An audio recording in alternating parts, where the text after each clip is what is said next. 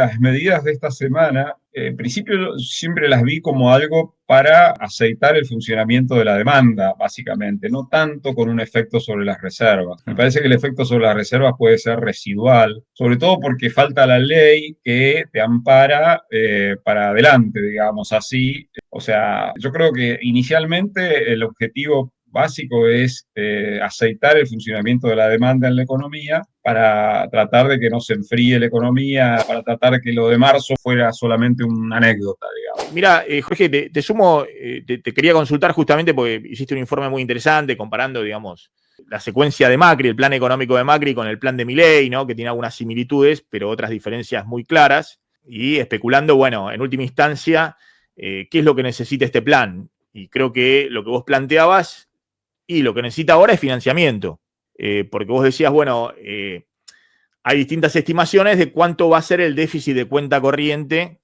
este año. La Argentina tuvo un déficit de cuenta corriente grande de 3 puntos del PBI en el último año del gobierno de Alberto Fernández, ¿no? Con Massa. Eso es lo que generaba que el gobierno estaba manoteando dólares donde podía. Manoteaba dólares de los organismos internacionales, del FMI, de China, el swap de moneda pidiéndole a los chinos que se activen 6.000 millones de dólares. Manoteaba de donde podía, de todos lados, restricciones para la compra de dólares por todos lados. Uso de reservas del Banco Central, que cuando, Sí, no, sí. cuando no tenés crédito, usás Se eso. rifó toda la reserva del Banco Central, es decir, 2021-2022 tuviste 2 años de superávit comercial de 18.000 millones de dólares cada año o de 17.000 millones de dólares cada año, y el Banco Central termina 2023 con menos 11.000 millones de dólares de reservas netas, con eso, manoteando endeudamiento donde podía, organismo internacional, el ACAF, el Banco Mundial, de todos lados, de los chinos, y termina con déficit comercial. Es decir, para sostener, no solamente déficit de cuenta corriente, sino que el famoso, ¿se acuerdan lo que decía Kirchner en algún momento, los superávit gemelos con la baña, el superávit fiscal y el superávit comercial? El gobierno anterior termina con un déficit fiscal elevado y no solamente con déficit de cuenta corriente, es decir, gastás más dólares de los que generás. Como no tenés financiamiento, tenés que ir al financiamiento forzoso, negociar políticamente con todo lo que hacía Massa, sino que te comés las reservas. Cayeron abruptamente, que es el único endeudamiento, es decir, reservas negativas. Usaba los dólares de cualquier cosa, de los encajes, de la liquidez que tenía el Banco Central. Pero termina con déficit comercial 2023.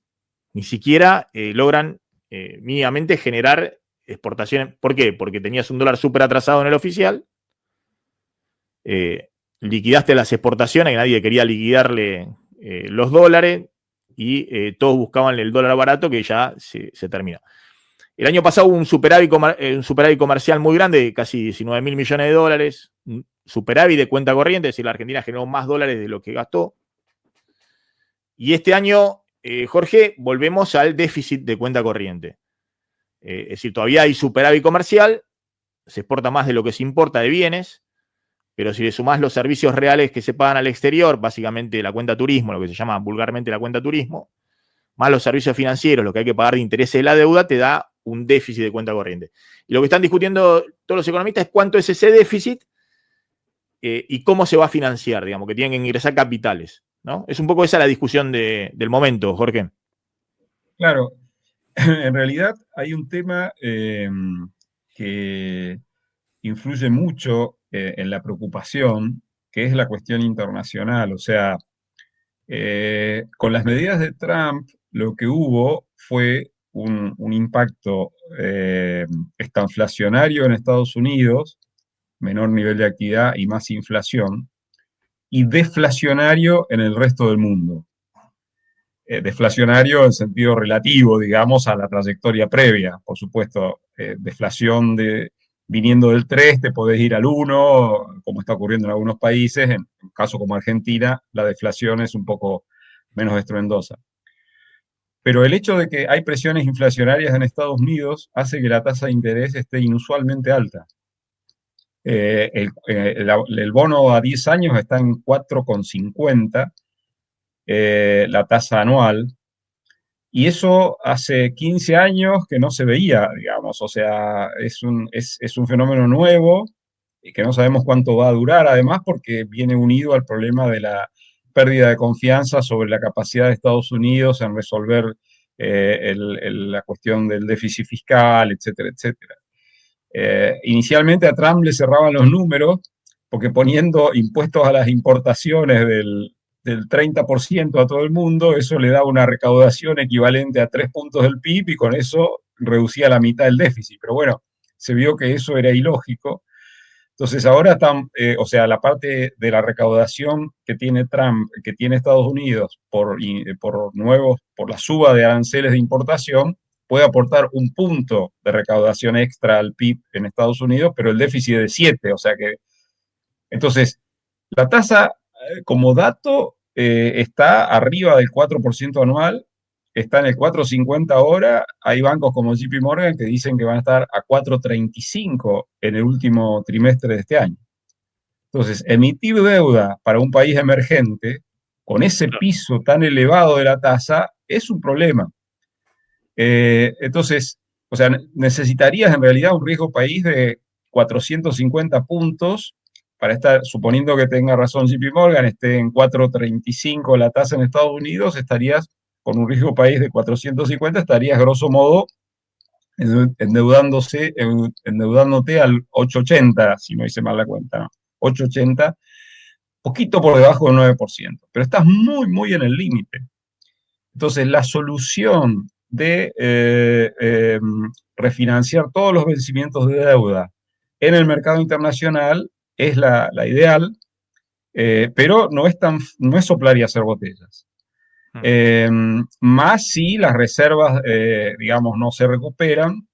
Entonces, yo creo que la estrategia de gobierno es que si le va muy bien en las elecciones, después de octubre, la tasa de riesgo país puede bajar por perforar el piso de 500 puntos y entonces colocar deuda, pero no por motivos de acumulación de reservas, sino simplemente por motivos políticos de haber ampliado el horizonte para los inversores con un resultado muy positivo para el gobierno en octubre. Pero son todos supuestos, o sea, uno puede asignarle probabilidades del 50, del 60, del 65% a los escenarios a los óptimos, digamos, pero son probabilidades, o sea, no estamos seguros. Está bien. Entonces, el tema de cómo financiar el déficit no es un tema menor. La introducción fue larga, la tasa de interés en Estados Unidos es la más alta de los últimos 15 años y tenemos que tomarlo como dato. Es muy interesante, pero a ver, para que se entienda. Ahora se está pagando la deuda y se va a pagar en julio y vamos a ver en enero con los dólares que tenía el Banco Central y con los dólares que aportó ahora el FMI y los organismos internacionales. Así es. Ahí hay un cálculo de Amílcar, de cómo quedan Amílcar Collante, cómo quedan las reservas después de que te termine de desembolsar. Ahora hay unos desembolsos los organismos internacionales que tienen que entrar a la reserva, pero tenés que hacer un pago importante de reservas ahora en julio del capital de la deuda, un poco de intereses, pero básicamente de vencimientos de capital de la deuda en julio y vamos a ver en enero del año que viene, ¿ok? Pero cuando hablamos de cuenta corriente, no estamos hablando de esto, de pagar la deuda. El gobierno aspira en algún momento a refinanciar los vencimientos de capital de la deuda. Cuando hablamos de cuenta corriente, hablamos de los gastos que tiene Argentina, exportaciones menos importaciones, los servicios reales, básicamente el turismo, argentinos turisteando en el exterior, los que llegan, el déficit del turismo, compras en el exterior, y los intereses de la deuda, los servicios financieros.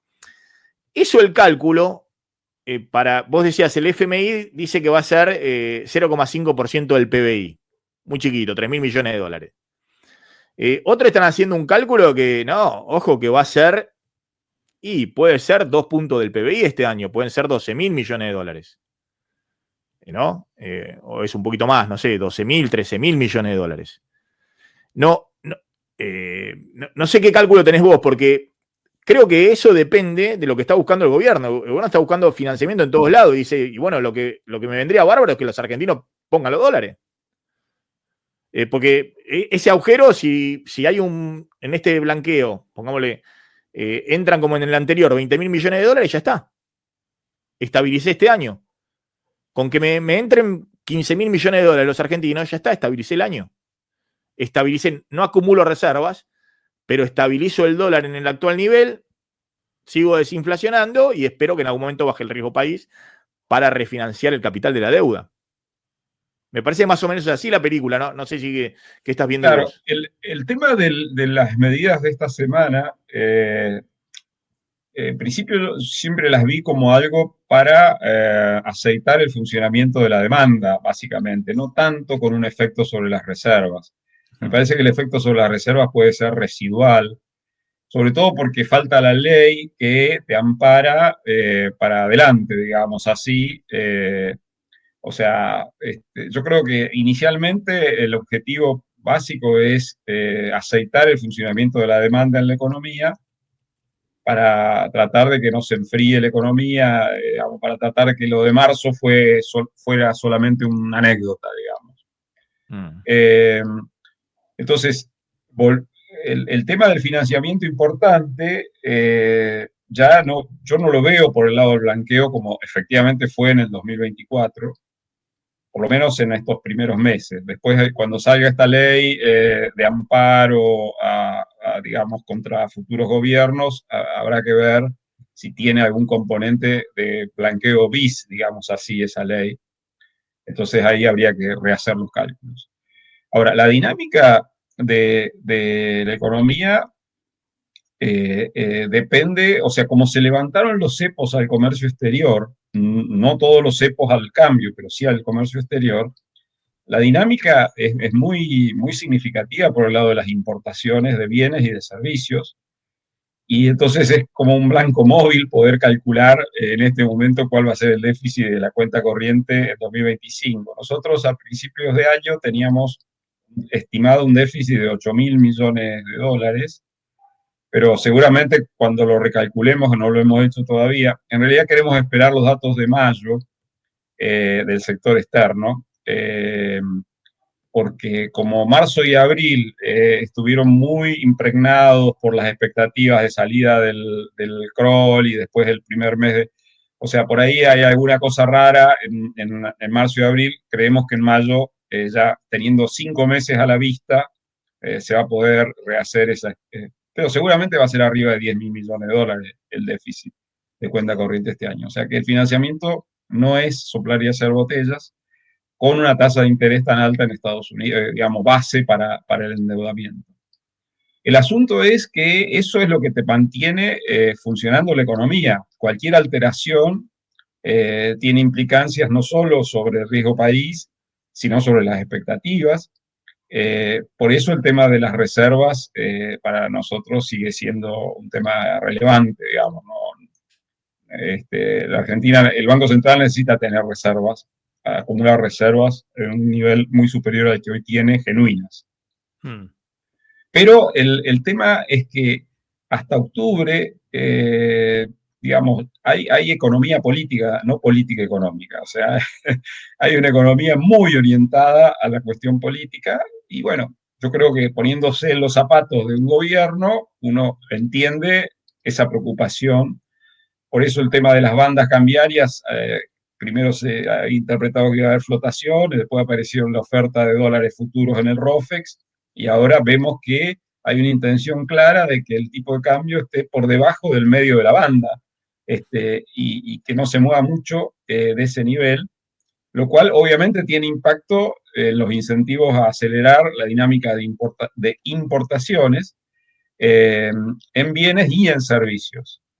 Desde el punto de Ahora, vista Jorge, político, si esto permite que el gobierno en las elecciones de septiembre en Provincia de Buenos Aires, que para mí son más importantes que las de octubre, las de septiembre en la Provincia de Buenos Aires, si esto permite que el gobierno tenga éxito en su estrategia electoral, eso obviamente un problema que se está acumulando para el sector externo de financiamiento, etcétera, se resuelve mejor en condiciones de gobernabilidad que en condiciones de pato rengo, por decirlo, digamos, Ahora, Jorge, directamente. lo que yo te preguntaba es, Sí, vos decís, bueno, esto no lo ves como un blanqueo hasta ahora. El gobierno dice que no es blanqueo, ahora vamos a hablar con un tributarista y demás, porque no puede hacer otro blanqueo después. Tiene que cambiar la ley de blanqueo anterior, que no permitía hacer claro. otro blanqueo hasta el 2036.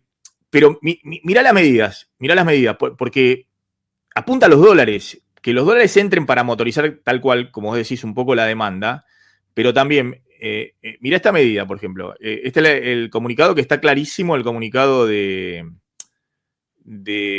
presidencia, bueno, que ahí lo escuchamos a Caputo, que iba en esa línea, pero fíjate la medida, ¿no? A partir del anuncio, podés usar todos los dólares que tengas para lo que quieras. Para cualquier consumo de bienes no registrables, podés gastar hasta 50 millones de pesos por mes sin que a Arca le llegue ningún tipo de información sobre tus consumos. Todos los meses podés gastar hasta 50 millones de pesos. Es decir, eso es que podés usar los dólares, qué sé yo, para ir al supermercado, ¿no? Para comprar en el supermercado, en cualquier negocio, hasta 50 bienes no registrables. Cualquier cosa que, todo menos autos e inmuebles, ¿no? Ahora, si vos estás usando esos dólares entran en el sistema. Porque vos le pagás al supermercado en dólares, el supermercado agarra, los deposita. Entonces es como un ingreso de capital eso. Es decir, más allá de las reservas, y bueno, eso te ayuda a que aparezcan dólares en el sistema. Cuando después habrá que ver, no sé, si alguien usa los dólares y la empresa, le entran a una empresa que además es importadora, bueno, tendrá más dólares para pagar las importaciones. Entonces, Sí, yo creo sí, que o van sea, yo muy... creo que se van a armar esos canales que vos decís, se van a armar esos canales que vos decís, o sea, no sé, las empresas que Lo veo venden muy volcado a que ingresen los dólares, que los dólares, que sea como una especie de ingreso de capital, pero de los residentes. Que es claro, un ingreso de capital, es lo mismo que venga una inversión extranjera directa de una multinacional o que venga alguien a invertir en el sistema financiero argentino, que el argentino, el residente que tiene los dólares fuera del sistema, los ponga dentro del sistema. Es lo mismo, eso es un ingreso de capital. sí, sí, sí, lo que digo es, por demanda genuina, o sea, digamos, por más que haya gente que tenga dólares en el colchón en tamaño importante, o sea, ¿cuánto puede aumentar sus compras en el supermercado, Ah, digamos? bueno. Ah, claro. O sea, puede ser, digamos, un whisky, no sé. Pero, Ah, está bien. No, no, o por sea, eso. Ahora voy a este otro punto. Mira, para sí, cualquier compra de bienes registrables, yo creo que apunta más que nada a esto. ahí está. Registrables, superior a 50 millones de pesos, como un auto o un inmueble, te tenés que adherir al régimen simplificado de ganancias para que Arca no mire tu incremento patrimonial ni tu consumo. Solo pagarás impuestos por tus ingresos a futuro, lo que Claro, factures, pero no claro, por eso que compraste por ahí con 100 mil claro. dólares, 50 mil dólares. Esto significa que ya sea que compres un mono ambiente o un campo de millones de dólares, mientras adhieras al nuevo régimen simplificado, Arca no minará tu incremento patrimonial ni tu consumo. Solo pagarás impuestos por tus ingresos. Es decir, están buscando Claro. que esos dólares se motoricen para Claro, justamente los inmuebles. pero bueno, o sea, si tenés un tributarista invitado, ahí el tema es cuál es la diferencia entre el régimen simplificado de ganancias y el régimen actual de ganancias. O sea, cuando yo preparo mi declaración jurada de ganancias, pongo mis ingresos, pero también mis gastos asociados a mi actividad. No sé si el régimen simplificado de ganancias te va a permitir incorporar los gastos asociados a tu actividad, porque eso en realidad es una cuenta que llevas vos y los comprobantes los llevas vos. Eh, entonces, el régimen simplificado de ganancia, ¿qué puede implicar si no te admite esos consumos, esos gastos que vos tenés en tu actividad? Te puede implicar que te calculen una ganancia muy superior a la que calculas vos con tu propio método para hacer la declaración anual de ganancias. Por lo tanto, ese tema se va a tener que esclarecer. O sea, nadie debería tomar decisiones apresuradas en esto. Decir, bueno, Ah, claro. salgo del régimen actual y me voy a o sea, ¿cómo me van a calcular las ganancias? ¿Cuál va a ser?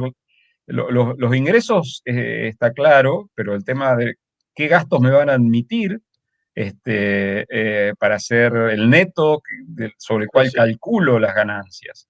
Y así sucesivamente. O sea, después está el tema de las provincias. También el tributarista debería hacer algún comentario al respecto. O sea, suponete que yo tenga domicilio fiscal en la provincia de Buenos Aires. Afortunadamente lo tengo en la ciudad de Buenos Aires, pero en la provincia. Y yo me acojo a la norma nacional alegremente. ¿Qué va a hacer no sé cómo se llama, la Agencia de Recaudación Tributaria de la provincia de Buenos Aires con esa información que Sí, la va a bárbaro. seguir usando? Que la va a seguir usando. Está bien. O sea, si no hay una adhesión de las provincias, puede haber algún problema. Sí, que por, Los que por el uno, dinero que ingresás, por el dinero de ingresar, te vaya a buscar el fisco provincial y aunque no claro, son los vaya, no problemas vaya que antes, nadie claro. quiere tener, digamos, ¿no? Que te toque el Sí. timbre, el inspector impositivo para ver, Claro, que diga, usted ganó, no sé, $50.000 o $100.000. Está bien, Arca dice que no importa su incremento patrimonial, pero usted sobre estos $100.000 que ganó me paga ¿dónde los están los impuestos ingresos brutos? provinciales. O sea, Claro. usted no me pagó ingresos brutos sobre esto que supuestamente facturó. No facturó todo esto, le hago la reestimación de ingresos brutos, que es el impuesto. Martín, Sí, Jorge, hace un rato hablábamos de la necesidad de financiamiento por la cuenta capital, las altas tasas de interés a nivel internacional, que con todos los hechos que estamos teniendo esta mañana y como se viene desarrollando todo, no parece que esto va a una solución rápida.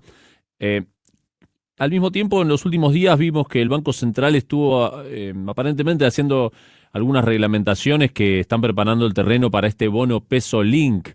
Te quiero preguntar si hay antecedentes de una idea como esta, de un instrumento como este, y qué rol podría cumplir en este dilema que estamos viendo, ¿no? De trade-off, de frazada corta, donde el gobierno trata de conseguir dólares y bueno, están todas las restricciones que vemos, ¿no? ¿Cómo ves esa idea?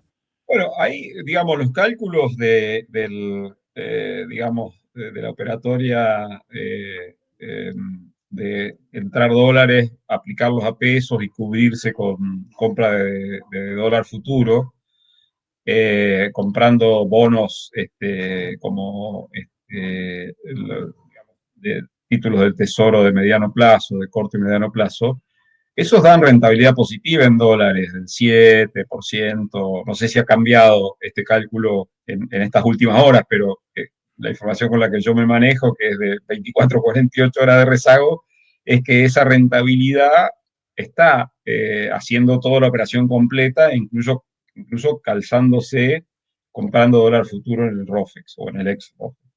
Eso da 7-8% anual. O sea, es una rentabilidad interesante para una canasta de inversiones, digamos, no es para aplicar el 100% de tu capital ahí, ni mucho menos, dentro de una canasta de inversiones.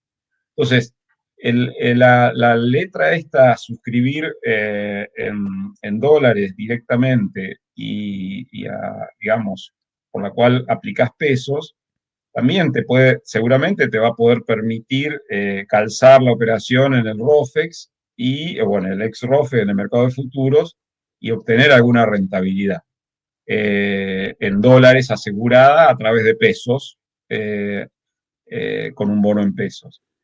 Ahora, creo que la emisión es de unos $1.000 millones que está pensando el gobierno.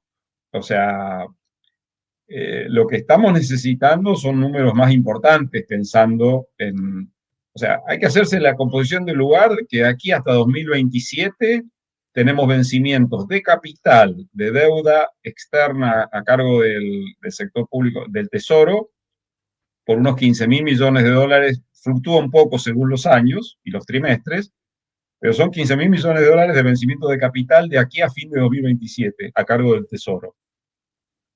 Y para que las reservas, para no usar reservas como se estuvo usando en 2024, tenés que lograr esa refinanciación en el mercado. Son números que, o sea, $1.000 millones es una fracción de eso.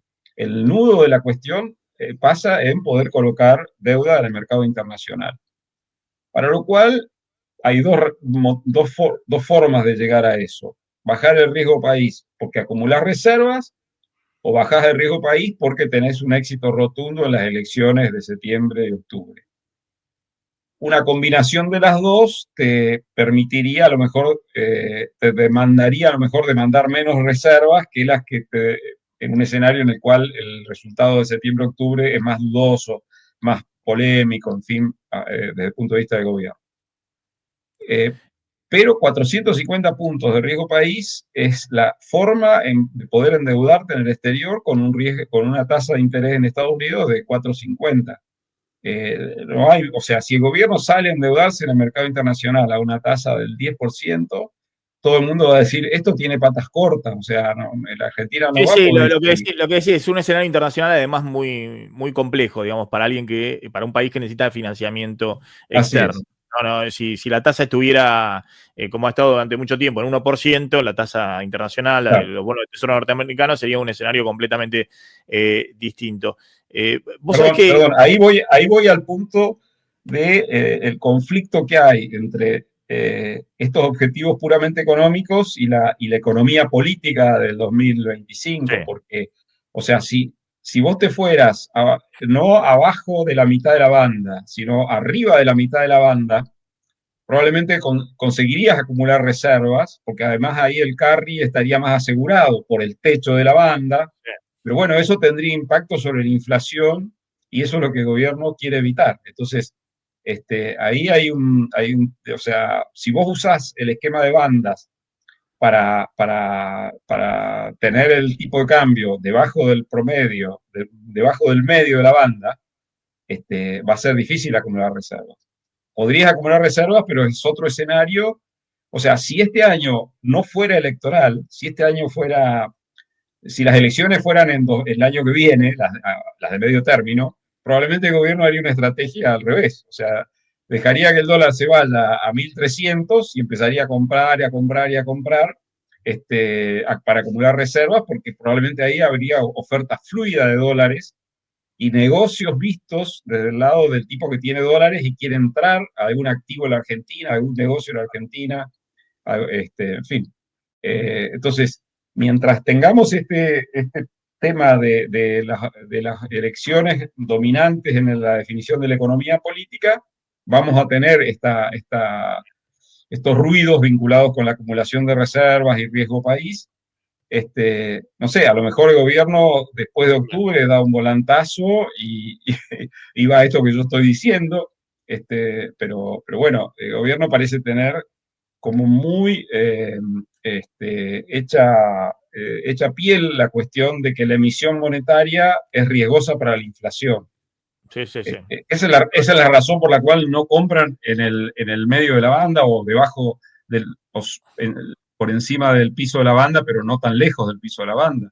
Si no, podrían estar comprando. Pero no quieren emitir pesos. O sea, el gobierno no quiere emitir pesos porque cualquier emisión de pesos la ven como con impacto inflacionario.